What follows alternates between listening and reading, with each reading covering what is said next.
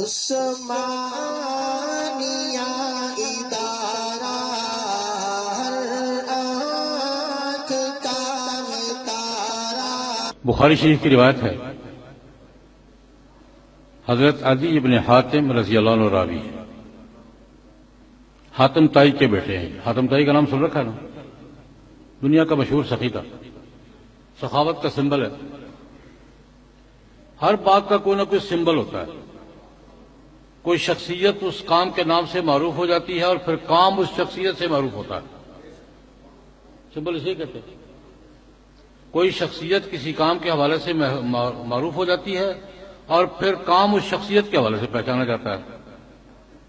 حکمت اور دانائی کی بات آتی ہے تو کون سا نام آتا ہے؟ لقمان حکیم۔ دنیا میں کہیں چلے جائیں، حکمت اور دانائی کی بات آئے گی تو کیا نام آئے گا؟ لقمان حکیم۔ اور جبر اور ظلم کا نام آئے گا تو فرعون کا۔ کس کا نام آئے گا؟ فرعون کا۔ اور سخاوت کی بات آئے گی تو کس کا نام آئے گا؟ حضرت عثمان کا، حاتم تائی کا۔ اور غیرت کی بات آئے گی تو کس کا نام آئے گا؟ حضرت عمر کا۔ کچھ نام مخصوص ہو جاتے ہیں۔ حاتم تائی دنیا کے سخی سخاوت کا سمبل سمجھا جاتا ہے، نبی کریم صلی اللہ علیہ وسلم سے پہلے گزرا ہے، اہل حق میں سے تھا، حضور کا زمانہ نہیں پایا، لیکن بیٹا بھی صحابی ہے، بیٹی بھی صحابی ہے، دو صحابیوں کا باپ ہے، عدی اور صفانہ رضی اللہ تعالی عنہما۔ یہ دونوں صحابی ہیں، بہن بھائی دونوں صحابی ہیں۔ عدی بڑی لمبی عمر کے لوگوں میں سے تھے، کہتے تقریباً 250 سال عمر پائی ہے عدی ابن حاتم نے، حاتم تائی کے بیٹے عدی رضی اللہ عنہ 250 برس کے لگ بھگ عمر پائی ہے۔ عدی روایت کرتے ہیں کہ مسجد نبوی تھی، جناب نبی کریم صلی اللہ علیہ وسلم تشریف فرما تھے، صحابہ کرام کی مجلس تھی، میں بھی بیٹھا ہوا تھا، ایک آدمی آیا، آ کے سلام عرض کیا، سلام عرض کر کے بیٹھ گیا اور کہا یا رسول اللہ میں جس علاقے سے آیا ہوں اس علاقے میں چوریاں بڑی ہوتی ہیں، ڈکیتیاں بہت ہوتی ہیں، بدکاریاں بہت ہوتی ہیں، ڈاکے بڑے پڑتے ہیں، قتل بڑے ہوتے ہیں، جان محفوظ نہیں، مال محفوظ نہیں، عزت محفوظ ہے۔ یہ کیسے علاقے سے آیا ہوں جہاں چوریاں، ڈکیتیاں، قتل، اغوا اور جناب یہ کچھ ہوتا ہے، نہ جان محفوظ ہے، نہ مال محفوظ ہے، نہ عزت محفوظ۔ بیٹھ گئے، تھوڑی دیر گزری، ایک اور شخص آیا، سلام عرض کیا، یا رسول اللہ میں جس علاقے سے آیا ہوں وہاں خشک سالی بڑی ہے، بارش نہیں ہوتی، کافی عرصے سے بارش نہیں ہوئی، غلہ نہیں ہے، کنویں گہرے ہو گئے ہیں، پانی خشک ہو گیا ہے، بھوک طاری ہے لوگوں پر، کھانے کو نہیں ملتا، فاقہ ہے، بھوک ہے، بڑا برا حال۔ ایک نے شکایت کی قتل و غارت کی، دوسرے نے شکایت کی بھوک اور فاقے کی، شکایت کر کے بیٹھ گئے۔ جناب نبی کریم صلی اللہ علیہ وسلم نے ان سے تو کچھ نہیں کہا، عدی کہتے مجھے خطاب کیا، عدی ہل رأیت الحیرہ، عدی تم نے ہیرا دیکھا ہے؟ ہیرا بڑی ہا کے ساتھ، یہ شہر تھا، ایک قبیلے کا پایا تخت تھا، دارالحکومت تھا، اب یہ کوفے کے ساتھ ہوگا، کہیں کوفے کا محلہ ہوگا۔ ہل رأیت الحیرہ، تم نے ہیرا دیکھا ہے؟ یا رسول اللہ دیکھا تو نہیں، سنا ہے، بڑی مشہور منڈی ہے، بڑا مشہور شہر ہے، بڑا بارونق علاقہ ہے، دیکھا تو نہیں، سنا تو ہے۔ فرمایا عدی اگر اللہ رب العزت نے تمہیں تھوڑی لمبی عمر دی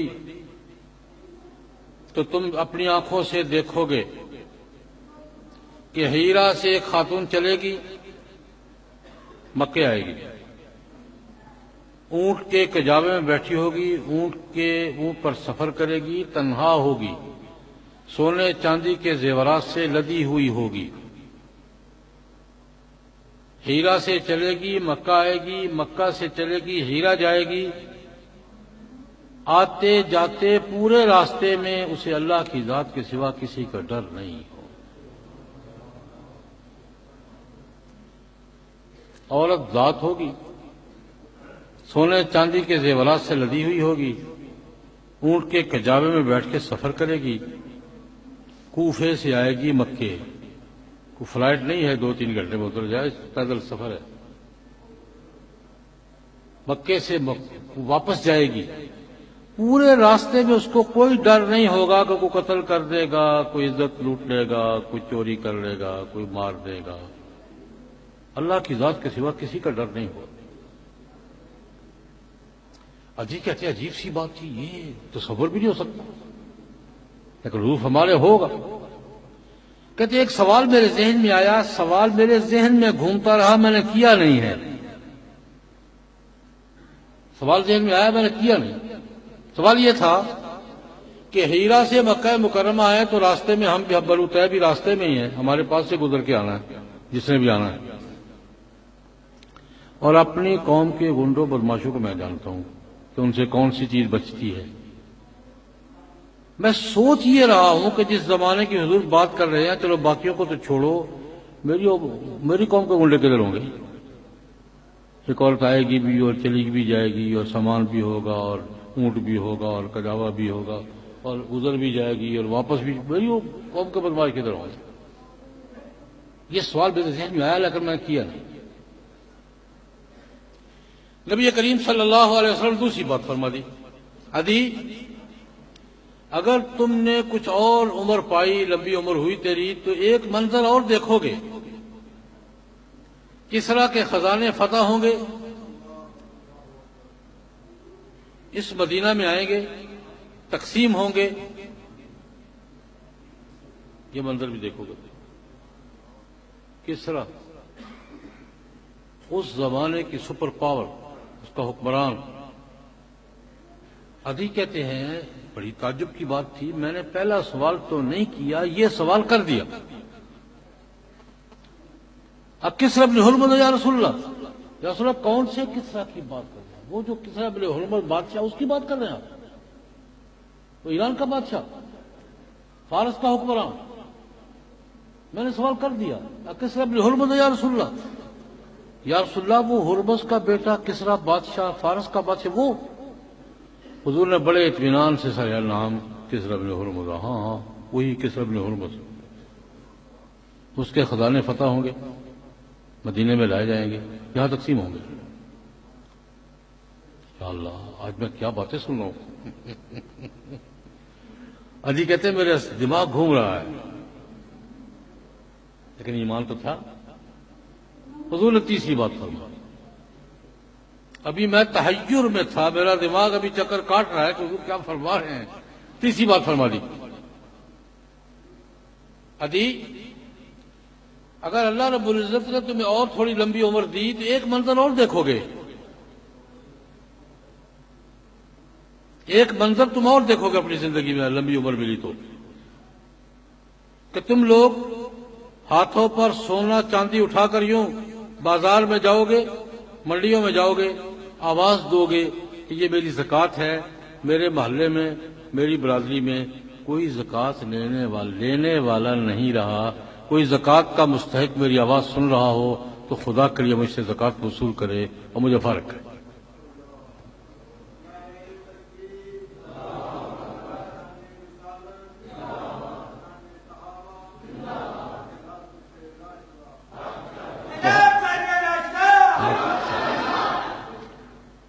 محدثین فرماتے ہیں یہ ان دو سوالوں کے 3 جواب تھے۔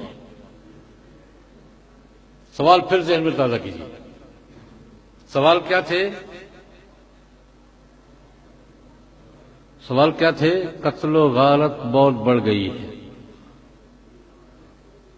عزتیں لٹتی ہیں، ڈاکے پڑتے ہیں، چوریاں ہوتی ہیں، قتل ہوتے ہیں، اغوا ہوتے ہیں، جان محفوظ نہیں، مال محفوظ نہیں، عزت محفوظ نہیں، فاقہ بڑا ہے، بھوک بڑی ہے، کھانے کو نہیں ملتا، بڑا برا حال ہے۔ یہی 2 سوال تھے نا،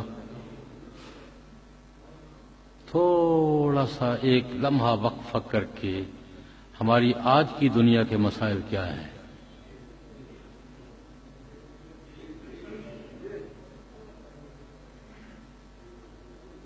ہماری آج کی دنیا کے مسائل کیا ہیں؟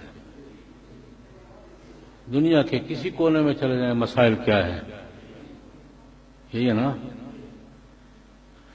محدثین کہتے ہیں حضور نے ان 2 سوالوں کا جواب دیا کہ میں جو کچھ لے کر آیا ہوں، جو بات میں کہہ رہا ہوں کر کے دیکھو، اتنا امن ہوگا کہ ایک خاتون زیورات سے لدی ہوئی ہیرا سے مکے آئے گی، مکے سے ہیرا واپس جائے گی، پورے راستے میں نہ آتے نہ جاتے کسی کو آنکھ اٹھا کر دیکھنے کی ضرورت نہیں، اتنا امن ہوگا۔ اور اتنی خوشحالی ہوگی کہ تم ہاتھ میں سونا اٹھا کر بازار میں دہائی دیتے پھرو گے، خدا کے لیے کوئی زکوٰۃ وصول کرے، زکوٰۃ لینے والا کوئی نہیں ملے گا۔ چل کے تو دیکھو ذرا، جو میں کہہ رہا ہوں کر کے تو دیکھو۔ جو تعلیمات میں لایا ہوں یہ تمہارے ان مسائل کا بھی حل ہے، تو یہ ہے یا نہیں ہے؟ عدی رضی اللہ عنہ جب یہ روایت بیان کر رہے ہیں نا، واقعہ تو حضور کے زمانے کا ہے، لیکن جب یہ روایت بیان کر رہے ہیں، یہ حضرت عمر کا زمانہ ہے، 15-20 سال کے بعد بیان کرتے ہیں، 15 سال، یہ زمانہ حضرت عمر کا رضی اللہ تعالیٰ عنہ کا۔ کہتے ہیں والذی نفسی بیدہ، اس پروردگار کی قسم جس کے قبضے میں میری جان ہے، حضور نے 3 باتیں فرمائی تھیں، 2 باتیں اپنی آنکھوں سے دیکھ چکا ہوں اور تیسری کے انتظار میں ہوں، ایسے جیسے رات کو صبح کے سورج کی انتظار ہوتی۔ کہتے ہیں نبی کریم صلی اللہ علیہ وسلم نے کوئی مثال تمثیل نہیں بیان کی تھی، پیش گوئی فرمائی تھی، میں نے ایک خاتون کو ہیرا سے مکے جاتے ہوئے دیکھا ہے، مکے سے واپس آتے ہوئے دیکھا ہے، ہمارے پاس سے گزر کے گئی ہے، سونے چاندی کے زیورات سے لدی ہوئی تھی، کجاوا سامان سے بھرا ہوا تھا، بڑے مزے سے گئی ہے، بڑے مزے سے آئی ہے، پورے راستے میں کہیں بھی اس کو خدشہ نہیں ہوا کوئی قتل کر دے گا، کوئی سونا اتار لے گا، کوئی زیور لے لے گا، کوئی عزت لوٹ لے گا، کوئی بے عزتی کرے گا، پورے بڑے امن سے گئی ہے، بڑے امن سے آئی ہے، اپنی آنکھوں سے دیکھ چکا۔ فرماتے ہیں میں نے کسریٰ کے خزانے فتح ہوتے دیکھے، مدینہ میں آتے دیکھے ہیں، تقسیم ہوتے دیکھے ہیں، نہیں، فتح کرنے والوں میں، اٹھا کر لانے والوں میں میں خود بھی شامل تھا۔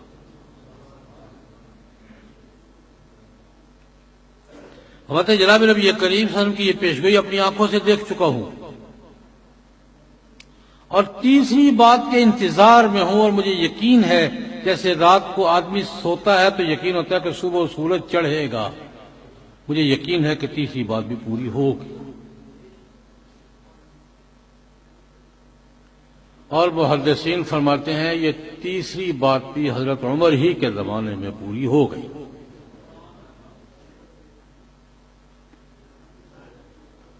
ہمارے معروف محدث اور فقیہ گزرے ہیں ابو عبید قاسم بن سلام، مجتہدین میں سے ہیں، بڑے علماء میں سے ہیں، 30 صدی ہجری کے بزرگ تھے۔ ان کی بڑی معروف کتاب کتاب الاموال، ہماری اسلامی معیشت کی کلاسیکل کتابوں میں کتاب الاموال، انہوں نے واقعہ لکھا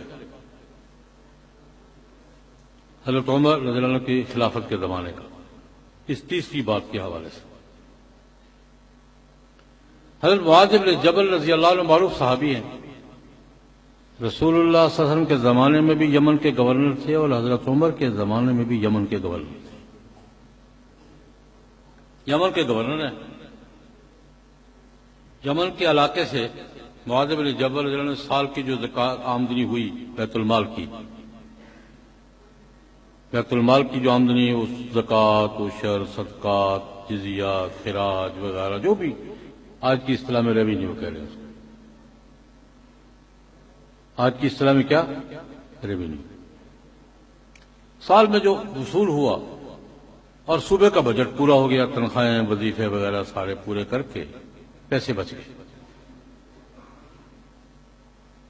فاضل بجٹ تھا، آمدنی سے خرچہ کم تھا، پیسے بجٹ کے کیا ہو گئے، بچ گئے، 1/3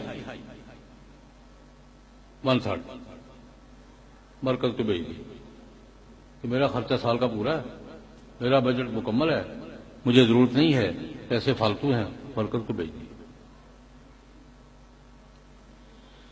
مرکز کو صوبہ اپنی آمدنی کا ایک حصہ اس کے مطالبے کے بغیر بھیج رہا ہے، مرکز کو خوش ہونا چاہیے کہ ناراض ہونا چاہیے؟ مرکز ناراض ہو گیا، صوبہ اپنی آمدنی کا پورے ریونیو کا 1/3 مرکز کو بھیج رہا ہے کہ میرے پاس پیسے زیادہ ہیں، آپ استعمال کر رہے ہیں کہیں، تو مرکز، حضرت عمر نے خط لکھا، کتاب الاموال میں موجود ہے، فرمایا معاذ تم تو سمجھدار آدمی ہو، عالم ہو، حضور کے زمانے میں بھی گورنر رہے ہو، تمہیں پتہ ہے جناب نبی کریم صلی اللہ علیہ وسلم نے فرمایا زکوٰۃ کا اصول یہ ہے تؤخذ من اغنیائہم فترد علی فقرائہم، جس علاقے کے عمراء سے وصول کی جائے اسی علاقے کو غرباء پہ خرچ کی جائے، یہ وہاں کے غرباء کا حق ہے، مجھے کیوں بھیج دیے؟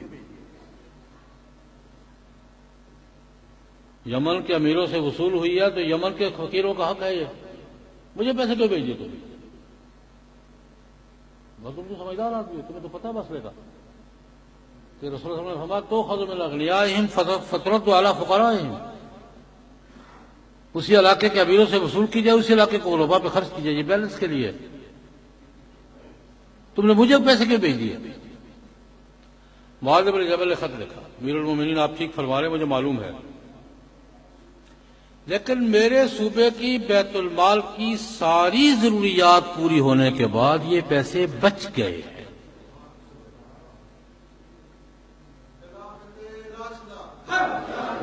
بات اس یہی نہیں رہی، اگلے سال آدھی آمدنی بھیجی، خط لکھا یا حضرت اس سال ضرورت کم رہی ہے اس لیے یہ آدھی آمدنی بچ گئی، اب آپ کو بھیج رہا ہوں، تیسرے سال 2/3 بھیج دی، اور کتاب الاموال کی روایت بیان کر رہا ہوں، افسانہ نہیں بیان کر رہا، چوتھے سال پورے کا پورا ریونیو مرکز میں بھیج دیا اور خط لکھا امیر المومنین اللہ کے قانون کی برکت سے اور آپ جیسے نیک حکمران کی برکت سے میرے صوبے میں آج ایک آدمی بھی زکوٰۃ کا مستحق نہیں،